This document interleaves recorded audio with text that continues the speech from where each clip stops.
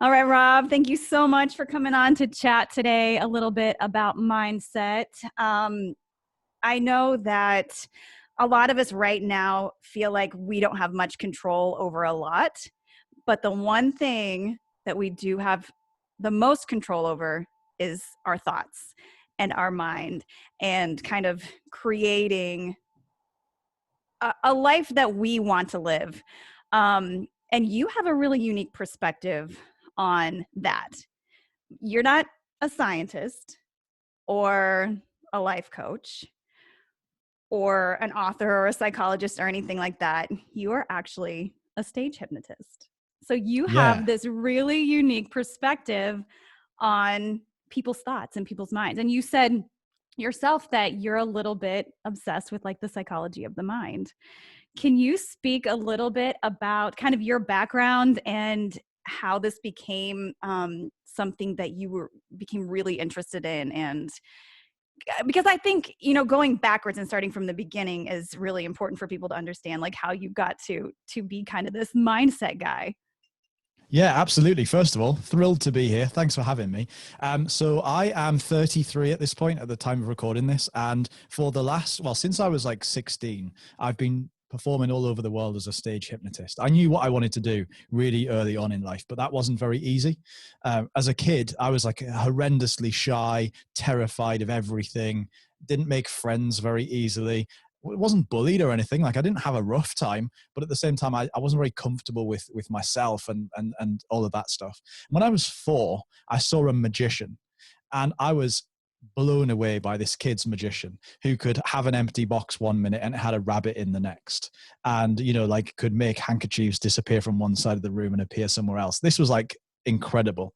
And so I instantly, as a 4-year-old, knew what I wanted to do for the rest of my life. I wanted to be that man with the bright orange trousers on who could make things appear and disappear. That was all I knew magic to be as a 4-year-old.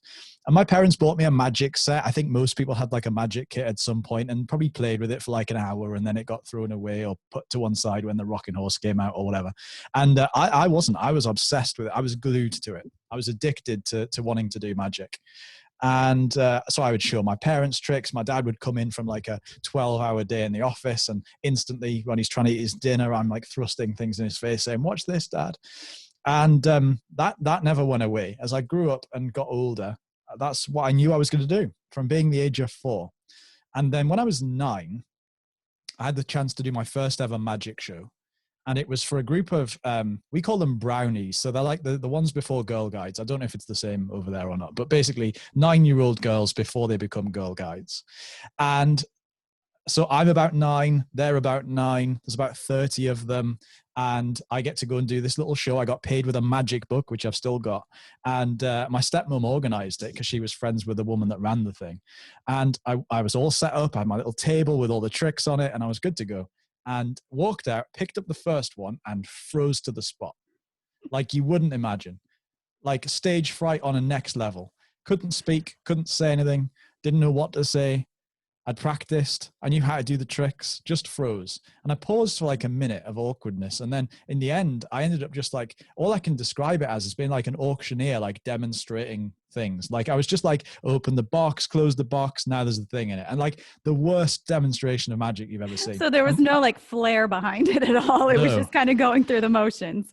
Yeah. And my stepmom stood there and she stepped in and she did all the talking and all the routines and the script and everything while I was just doing the tricks. So I ran to the car afterwards and just burst into tears. And I thought, as a 9-year-old, I now thought I've done this for the last 5 years.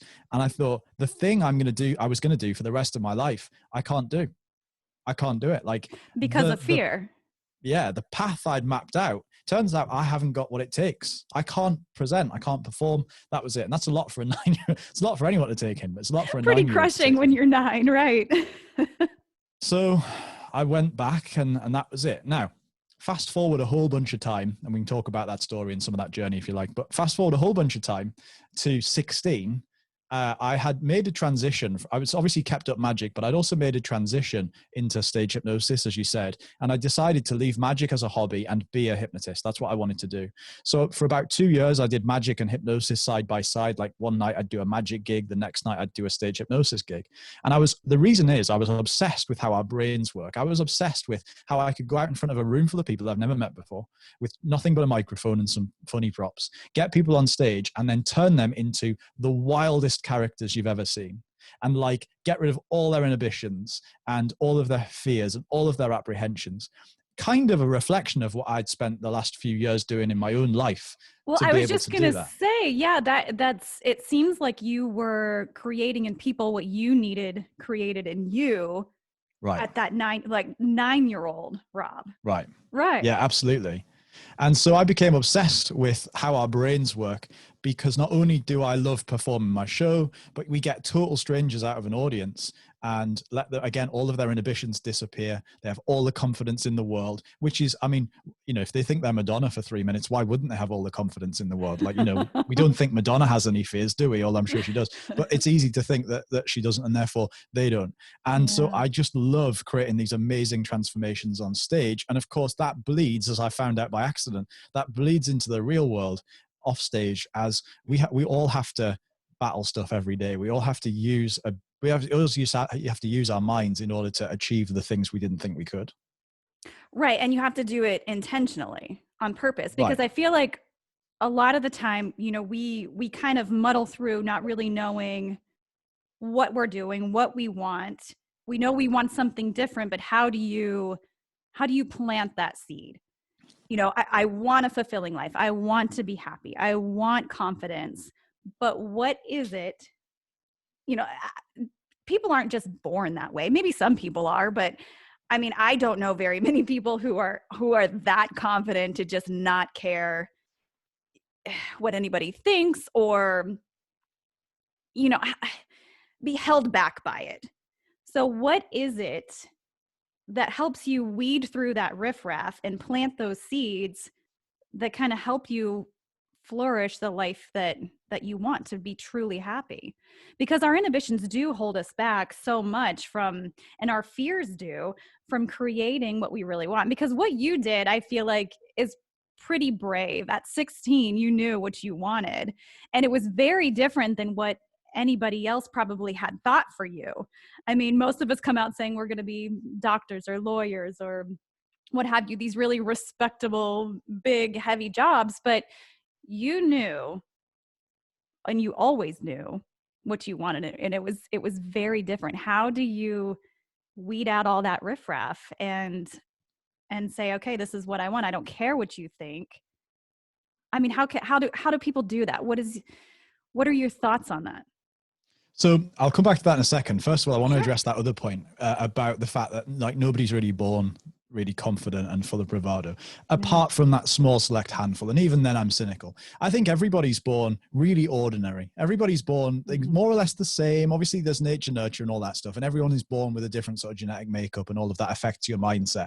But for the most part, you are born and then everything in the world happens to you and you have no control over it. As a baby, you get picked up when your parents need to pick you up and put down again when your parents need to put you down. And that's kind of it. Other than crying for attention, we really have no control over that. And what we definitely have no control over is everything we absorb and everything we hear and everything that happens around us and to us. So for example, if you, like, babies don't understand English yet, but like they know emotion and they know thought. So like if you are trying to make a baby laugh, the baby will typically laugh. If you shout at the baby's going to cry. It understands emotion because we just do on a core level. And so what that means is that even though we don't understand all the words that we're hearing when we're babies, we do understand that so much more than you would imagine. And so everything that happens from the minute you're born starts to build a picture of who you are. It starts to build a picture of how you see the world. And therefore it starts to build a picture of, most importantly, what your place within that world is. And unfortunately, there's a whole load of well-meaning people who just say the wrong things, do the wrong things, and carry on with their sort of mundane, ordinary lives around you that continue to push humdrum into your life and continue to like program you to want to be, quotes, normal and do normal things and, just get by. and how difficult the world is and how much problems there are and why there's another recession and like all of this stuff that is just programmed into you from being a kid and growing up through your teens and at the time where you are most suggestible and most sort of vulnerable to that, I suppose. And so that builds a picture of who you are. In terms of how you start to make a change to that, well, the first thing, as you said, is to be intentional about it and to just know that it's got to happen. So as a 9-year-old, I knew I can't do the thing that I want to do for the rest of my life unless I can change something about it. So that's the first big thing. It would have been really easy for me as a 9-year-old to say, well, I can't do that, so I'll just have to work in a shop or serve coffee or something. I have to do something else, not the thing I want to do. And the only difference between saying, well, I can't do that and, well, I'm going to do that is finding a method, finding some sort of pivot point, finding some sort of pressure point where you can just make a turn in the road and then follow down that different path. So for me personally, I said, right, well, I now know that I currently am not able, and I'm sure it wasn't this conscious when I was 9, but I'm currently not able, this is me reverse engineering it, I'm currently not able to go and perform in front of a small group of 30 people who are the same age as me, about 9. So I'm going to have to do something else. I'm going to have to figure out what that is. What can I do? Well, I know that I can show my dad a magic trick, or I can show my mum a magic trick. At a push, I can show my slightly more distant relatives, like my Uncle Tony, I can show him a magic trick. But that's about my limit. That's the evidence I've got. Because everything you do in the world is based on evidence. Everything we believe is based on evidence. You don't convict somebody of a crime unless you've got some kind of evidence that's made you believe that he's done it. And so for everything you do in life, start to look for the evidence of what you can do and what you are good at and what the world does have in store for you and what is possible. So for me, I said, okay, great. The first starting point is to be able to show one person who I know really well a trick. The next step is, can I show that same magic trick to somebody who maybe they introduce me to? So I'm at a wedding and my Uncle Tony brings over his friend Derek and says, oh, this is Derek, show Derek that trick. And I show Derek the trick. That's a bit more difficult because that requires a bit more effort. That requires a step outside of my comfort zone. And eventually you might end up showing 5 people who you don't know that same magic trick. And I think everything in life is just about looking for evidence to support the small amounts you can do, even if it's not the big picture dream of what you one day want it to be. That's okay, because it's not one day yet. You can always like find the small thing that you want to be able to do for now that takes you kind of a step closer towards what that big picture thing is. Does that make sense? Yeah, it's kind of like baby steps. And you know, in my coaching practice with a lot of my coaching clients, we do like, you know, step out of your comfort zone a little bit, you know, because like you said, you're on this trajectory and you're so afraid that you can't get off of it, but you really can, but it's really just baby steps, doing one little thing to kind of get you off that track. And eventually, you know, your trajectory changes without you really even knowing it. So you taking that little bit, you know, little bit of strangers one at a time, and it can grow bigger and bigger and bigger from there. Because it blows my mind a little bit to think that you were a shy kid. You know, the little bit that I've talked to you in the YouTube videos that I've watched of your shows, and it's crazy to think that somebody as shy as you claim to be can do what you do. But it's a matter of taking those steps and pushing yourself a little bit further and further and further. And I really love them. I think one of the things people, so that with confidence particularly, there's this real thing where I think it's a bit of a myth in the personal development, self-improvement world, where people say, well, how do you get confident? And people say, well, you have to fake it till you make it and you have to just do it. And people will think you're confident. And if people think you're confident when you are, well, that's true, but it's really hard to do. Like it's almost, it's almost impractically not possible. Right. And so, for example, if somebody's got a morbid fear of spiders, and like you say, well, the way to cure that is just to hold a spider. Well, there's some argument to suggest that's true, but getting them to do it's hard. If you're frightened of heights, jumping out of a plane is easier. It's, you know, is more difficult than it's harder said than done. Easier said than done. That's what I mean. Yeah. And so what I realized is that if this is much later in life, but I realized that if you don't have the confidence to do something yet, What you actually need isn't confidence, it's courage to have a go at something smaller.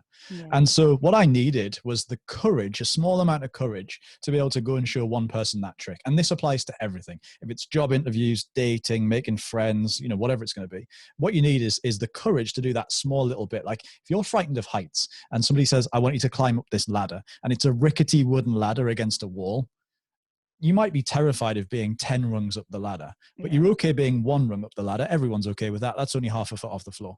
So you climb up one rung of the ladder. That takes no effort whatsoever. Now, with a little bit more courage, you can probably make it 2 rungs up the ladder. Most people could do that. You can't go any further, though, because that's as far as you can go within your context of what doesn't frighten you. And as Hmm. soon as you're 2 rungs up the ladder, eventually you'll become confident being 2 rungs up the ladder. And so now you need to find a bit more courage to go another rung up. But, and here's where it's misleading, you don't need more courage. You just need the same amount of courage, because you're now, your sort of new normal is higher up the ladder. Like you're now totally comfortable being where you are. So what you need Right. is the same bit of courage that got you from the first rung to the second rung to get you from the second rung to the third rung, and just keep rinsing and repeating. And so what that requires is not to take the thing that you can't do and go full force at it, but it's why you can take the small version of that and go full force at that. The thing that's almost not frightening at all. And then when that becomes your new normal, we're going to keep hearing this word new normal, but when that Hmm. becomes your new normal, you can then say, okay, great. Well, this is normal now. This isn't frightening at all. So now I can take the same courage that got me here and use it to get me to the next bit. And I think if you look at life that way, you can literally take any step forward that you want. Right. And I find it really fascinating. I was thinking about this while you were talking. I've heard so many people say, like, within their careers or status in life or whatever it is, well, I'm not where I want to be. And it's really funny to me because I will look at them and their life and think, wow, you have a really beautiful, great life, like your career. Anybody would love to be doing what you're doing, or anything like that. But we don't look at it like that. We tend to think we need more and more and more and more, and maybe we do, and maybe that's our standard. um but it's really fascinating to me, like what your mind can tell you about your own life and your own being. And that's kind of what you're talking about planting those seeds of positivity and whatnot, because it's really hard to be positive sometimes, especially if you're not naturally a positive person. If you don't look at your life positively, or your career positively, or your situation positively, how do you switch that? How do you switch that on and I feel think the just a little first bit better? I think the first thing, and this is hard, but the first thing that people just have to accept is that the thoughts you're thinking right now and the feelings that you're feeling right now and the emotions you're going through right now are not who you are, right? They're not you. Hmm. It's just a thing you're experiencing right now. So, for example, if I'm driving from here to my friend's house, I have to drive through a tunnel. So for about 2 miles, I'm in a tunnel that goes under a river, but I don't live in a tunnel. I just happen to be passing through a tunnel at the time. The tunnel is Yeah. happening to me in order for me to get from where I am to where I want to be. And so if you think about it like that, what's effectively happening for most of the time is, first of all, our thoughts tend to more or less happen to us. There, we have we have loads of choice over them, but only if we exercise the right to use it. In that, most of the time, our brain is just collecting information. The only thing our brain can really do is ask questions and then find answers. So, Mhm. is that a table? That's a table. Is that a bottle of water? That's a bottle of water. What day? Oh, it's Tuesday. Okay, great. That's pretty much all our brains can really do is and ask questions and then find the answers to those questions. Sometimes it gets the answers wrong. Sometimes the answers are opinions. Sometimes it's subjective. All of that. And then all it can do is piece those bits of information together. As a hypnotist, I work with the unconscious mind. So if you think about the conscious and the unconscious mind is the bit that's gathering all this data, this research and stuff all the time, millions of bits of information every day. And then the conscious mind is the voice in your head, the thoughts that you think of as, well, that's me. I need to go to the shop. I must remember to get some potatoes. That voice, that is your conscious brain. And all your unconscious brain's doing is collecting all this information, then handing it over to the conscious brain in a way that makes sense to you at that moment, based on your current frame of reference, based on the current beliefs that you seem to hold, in a way that makes sense.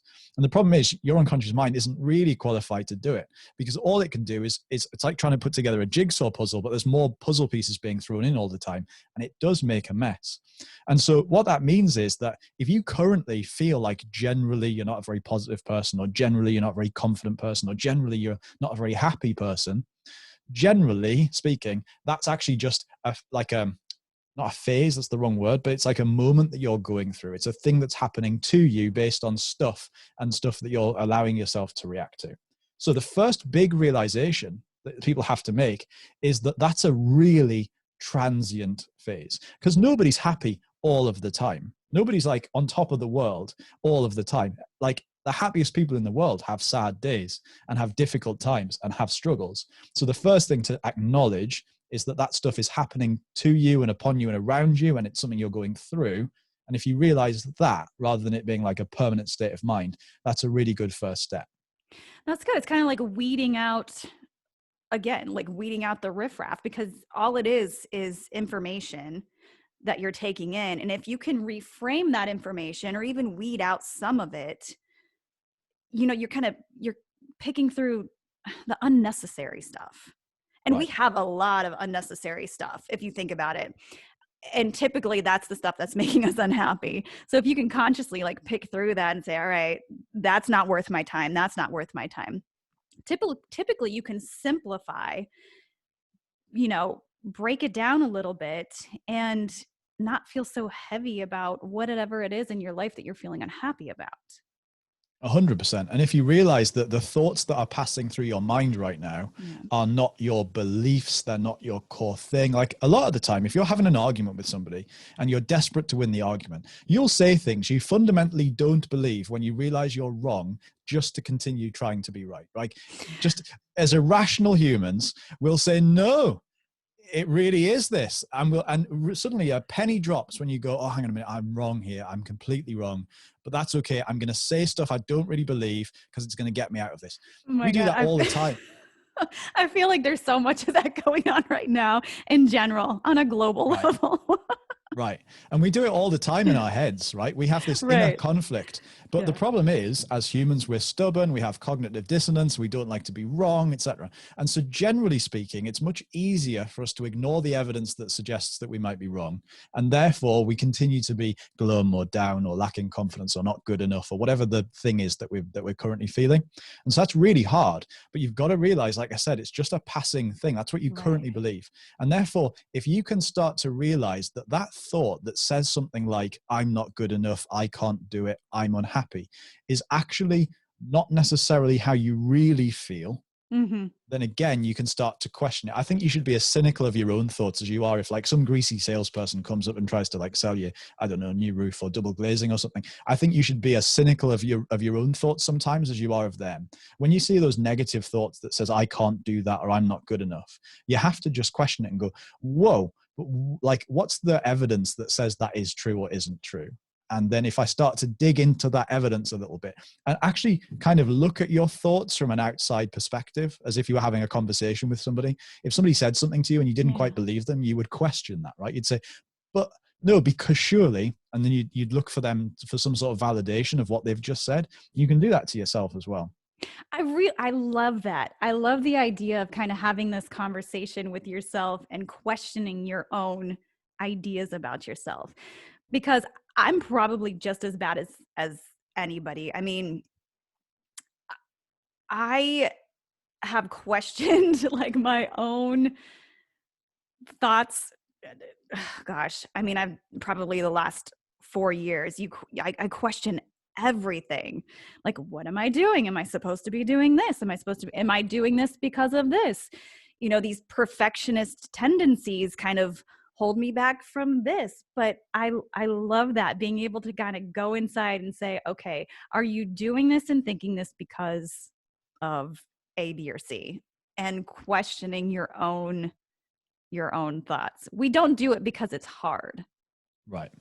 And you kind of touched on that a little bit earlier of, we can question all these things that we're thinking and doing, but we tend not to, because who wants to face the fact that maybe we've been lying to ourselves for our whole lives? If you're not a confident person or you feel crummy all the time about your life or your situation, who wants to like turn that around and think that you've been creating this yourself? Right. And we're really good at it usually, but only for questioning the positive things, which Hmm. is crazy. But like Yeah. generally, when things are going quite well, we tend to overthink. So there's a fine balance between questioning everything you think and overthinking, right? You have to be Yeah. careful you don't stray into the realm of overthinking. But typically, as long as you focus this on the negative stuff and the stuff that other people would like, if you were coaching your friend, because we're all great at coaching a friend. Your Yeah. friend comes to you and says, "Oh, but this is crap and this is rubbish." You're really good generally at saying, "No, because what about this? And what about she said?" And like pushing them to find the truth. So you have to do it for yourself. But I think what we tend to do is we tend to question the good stuff. So when stuff's going well, Yeah. we tend to say, but I'm probably going to fall up at the end, trip up at the end of this, and that's probably Hmm. not going to work. And then that's going because this lucky streak won't go on forever. So we tend to overthink by focusing on questioning all of the good stuff, and we just never dare to question the negative stuff, the stuff that is just so ingrained in us because we don't have to. Because being in a negative place feels safe. Like Yeah. if I'm not very confident, then I'm not going to go for it. If I'm not very happy, well, my happiness can't come to an end. Like it's a safe, the bottom's a safe place to be. So if you feel like you're at the bottom in certain places, there's nothing that you feel like there's nothing to question, but actually that's where all of the digging needs to happen. And there's nothing to lose if you Right. stay in that safe space. There's nothing to Right. lose. It feels a little more terrifying when you're in that good space and it feels like maybe you have everything to lose. But if you can Right. reframe that idea and think that you could keep going or maintain at least, but that's like you said, that's a lot harder to do. Right. It's And the it's key a really, conscious decision.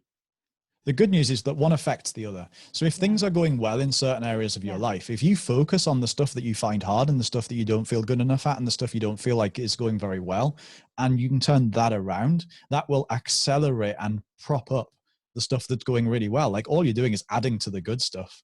So one does affect the other for sure.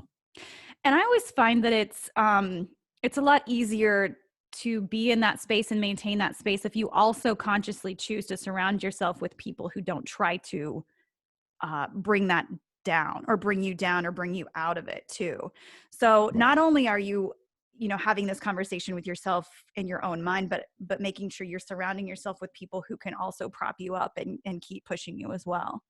So, Right. you know, not only are there are those inside forces, but also the outside forces too. Because as much as we want to think that we can have control over our thoughts, it makes it even more difficult to reframe and control those things if you constantly have those outside forces like just trying to crush you and crush you Totally. and And crush you. one of the things is people try and be helpful and accidentally are unhelpful. So for example, if my girlfriend came home from work one day and said, "Oh, I had such an argument with XYZ person. I like they were so out of line and they did this and they did that," or she's been to a family event and comes home and says, "Oh, my Mhm. sister, she's done this and she's done this." Most people will dig into that and say, "Well, tell me more." Oh, what a horrible thing to do. And like they'll jump on your side without any evidence other than the anecdotal stuff that you're getting and basically continue and perpetuate that negative feeling. What I tend to do is say, "Oh, that's rubbish. Tell you what though," and just turn it around. "What do you want for dinner?" Like completely just change the subject. It's not about like, it's not because I don't care or because I don't believe that thing happened or that I don't I'm not like empathy. I haven't got empathy for the fact that she's had a rough experience of something, but like all I want to do is just not let her dwell on it, because the minute that's off, that passing negativity can just go away. So a lot of people are trying to be supportive by coach, well, tell me more, and trying to be a Yeah. counselor when they're not one. And just having them talk about it, and then this, and then this, and then that leads to this negative path of overthinking stuff. So the quicker you get somebody out of one of those sort of funks, the better. So I think like most people really need to do that kind of thing. So it's almost as easy to plant a seed of negativity and kind of dwell on that as it is to plant a seed of positivity that you can kind of grow and nurture and kind of pull yourself out of that. Right. And going down is easier than going up. So like Yeah. walking up a flight of stairs is easier than falling down a flight of stairs. Sorry, Oh, for falling sure. down a flight of stairs is easier than Easier. walking up a flight Yeah. of stairs, right? Because gravity does that for us. So I Right. think it's easy for things to go wrong. It's easy for us to like get into that bad state of mind. And going Yeah. up is hard. You have to try to go up. You don't have to try very hard to go down. To fall So down. because you have to try, that just by default is harder. Yeah. And therefore you have to focus more on doing that, because the world is planting negative stuff for us all the time, everywhere we turn, every time you open a newspaper. Constantly. Constantly. And I think that's why it's so much more difficult these days um, to create that life that you want and to create the happiness that you want and the calmness. Because in general, I don't feel like people are striving for something that's unattainable. For most people, they're striving for contentment. They're Right. striving to be happy and content and fulfilled in their life. And it's really difficult when you're being thrown something every day. And so I think, one of the things that I really work on my clients with is making sure that you are really conscious about what you're consuming. Everything, Right. news, what you read, the people in your life and everything, because that is going to make it a lot easier to create the life and contentment and fulfillment that you want if you are surrounding yourself and consuming the things that are going to feed that positive thought, that positive goal, or whatever, you kind of have in mind. But yeah, it's hard. And that's why people will choose, to kind of stay stuck rather than doing the work to get out of it and knowing that they have control over their own life. Because I feel like we don't really realize that. We don't really feel that we actually have control. That you touched on that earlier, that it's things that are happening to you that you have complete control over. It's just Totally. information. Yeah, and you have complete control over how you react, how you engage, or Yeah. otherwise. I mean, and some of it sounds to most people like a really eccentric thing to do. But if Yeah. you take total control over the inputs into your life, I mean, you could if you wanted to. So at the extreme, don't do this, but at the extreme, you could be single, lock yourself in a room, shut the door, have food delivered to your house, just open the door to get food in, close the door again, throw the television out the window, and just carry on with your life, and you have no awareness of what's going on around you. Now, of Mm-hmm. course, that's not a very acceptable way to live. So you need to, not very happy one either. You need to find a way, like the fine balance of being completely in control of the input into your life so that you can really focus on what you output. And I think that's really important. So one of the things that I do is don't have social media on my phone. Mm-hmm. So I can't end up just casually scrolling through stuff on Facebook and reading news stories I didn't want to see and all that stuff. Actually, I do have Instagram, but I'm very good at using it as a megaphone, and I don't tend to look at that much stuff from other people. I tend to like show people what I'm up to and then ignore everything else mostly. Don't read the newspapers, don't watch the news on the television. I absorb the bits of news that I sort of want to hear just to keep my finger on the pulse, because the argument could be, well, how do you know what's going on in the world? Well, it's really hard not to. If you don't watch the news, you still know what's going on in the world, because everybody tells you their opinion on it. Sure. The news is just somebody's opinion. Let's remember that. It's not facts. It's presented through a particular light. Like, there's no disputing that. So if you're watching news for facts like a documentary, then that's not going to work. And even documentaries are presented from somebody's opinion, right? So I think the first thing to do is take a really strong level of control over what input you have. So I don't engage in anybody else's stuff before 11 in the morning. Like, so I just have a rule in my life. I don't do calls before 11 a.m. I don't do anything before 11 a.m. It's blocked out in my diary. I don't look at my phone before 11 a.m. The landline house phone in the phone is the phone that people would ring me, like my dad or something, in an emergency, rather than my mobile. And that's left to one side, because that way nothing can input, like physically cannot, unless somebody comes to the front door and knocks on the door, nobody can have any input into my life other than me and my girlfriend and our guinea pig. And that's it. And that means that on a morning I can spend all of that time just completely focused on all of the output that I want to do. And that's a really empowering thing to do. But it sounds like a wild idea to most people to like shut down that much. And if you like work in an office, you can still do that. You just can't limit the sort of input from the people immediately around you. But you can still choose not to listen to the news. You can still choose not to absorb stuff from social media. That does sound, like you said, a little eccentric, but it's not impossible.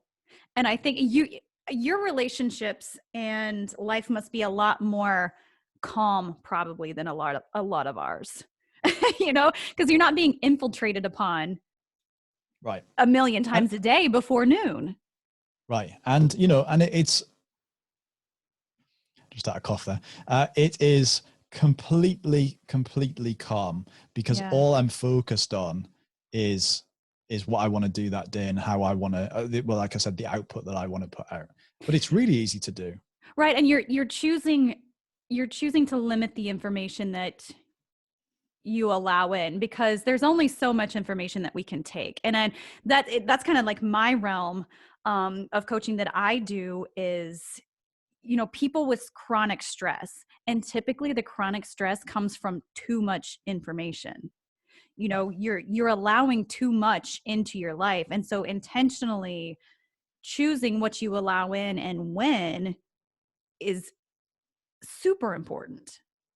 Right. It's massively important. And I love that. And I love because it creates room. It creates space for creativity. It creates space for calm. It creates space for all the things that you need to take care of you and what you're doing. And you have complete control over it, but we don't remember that. We forget that on a daily basis because it's easy and it becomes a habit. But if you can create a habit that's opposite of that, which you have, you can have such a calmer life. So normal life is to be completely bombarded by everybody else's agenda the minute you get out of bed. Like even going back, I don't think anybody does this now, but even going back to like when people had the radio came on when their alarm clock went off. So the alarm clock goes off and the radio plays and it's the news. Like the minute in fact, before you're even awake, like your eyes might not even be open yet. And you're hearing about something that's happened in the center of town and this amazing things, this horrendous things happened and burglaries and murders and all this other stuff. That's just the first thing, like when we think about it like that, the first thing you hear when you wake up is all of this stuff that is, even if it's not bad, it's at least other people's agendas. Or like you wake up in the middle of the night and you just pick up your phone and check an email. And suddenly if that's a bad email or it's about, a problem at work or something, suddenly that's now your problem. And it's your problem in the middle of the night that you have to deal with. And nobody needs to live that way. Nobody needs to live that way. There's obviously exceptions, like if you're on call and all of those things, but that's still because you're still in work mode, right? But when you're in non-work mode, you shouldn't be living like that. No, it's too much. It's absolutely too much. And it's not a shock to me that there are so many nervous system issues and stress issues and depression issues and all of this stuff, because we are not built to be consuming that much information. And like you said, other people's agendas all the time. It doesn't leave room for you to consider your own thoughts.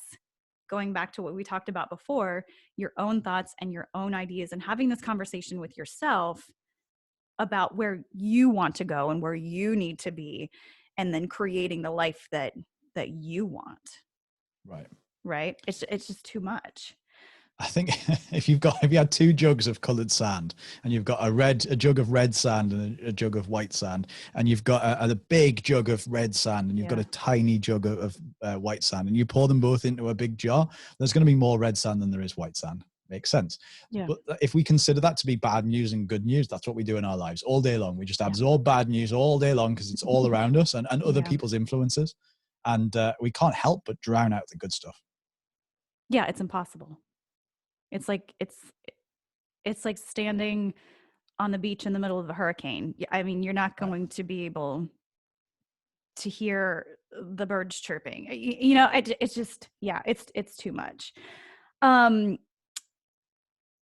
So how has this, like what you do and seeing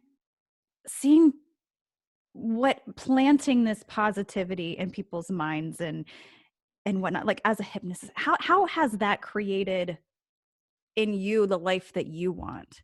Because going back, you know, this was hard for you to create this life that you wanted, but you did. You were brave, and you ended up coming out of it on the other side, and you've created this life for yourself, that's very positive and very intentional. How have you seen like your life transform personally? It sounds like it's probably sounds like a fairly selfish life, because I've always just said, well, if I don't want to do something, I won't do it. And for the most part, that's generally true. But I genuinely believe that I genuinely believe that if you're generally quite selfish and choose to live life completely on your terms and only do the stuff you want Yeah. to do, you can like help other people so much better. Like the advice you can give other people is better. The time you've got for other people is better. The stuff you can contribute to is better.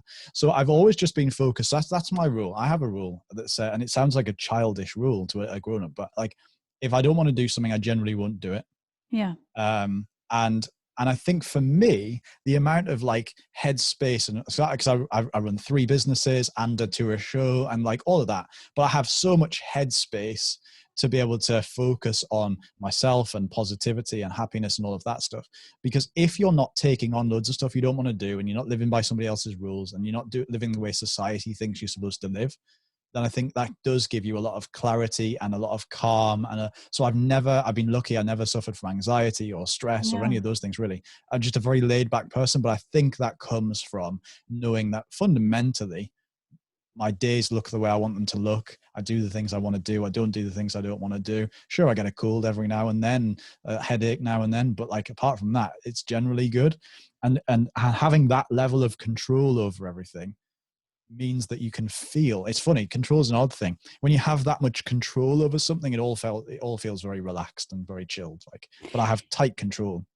You know what I find too is that you saying that, like being able to live your life on your terms, also gives other people permission to do the same.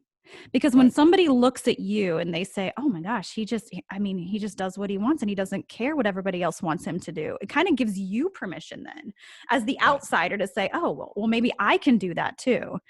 And that's what I find really fascinating about people. And I use the word bravery. It's not really brave to be who you are, but I feel like people do feel like it is, but it gives other people permission to do the same. And Totally. I And and permission, I respect that to no end.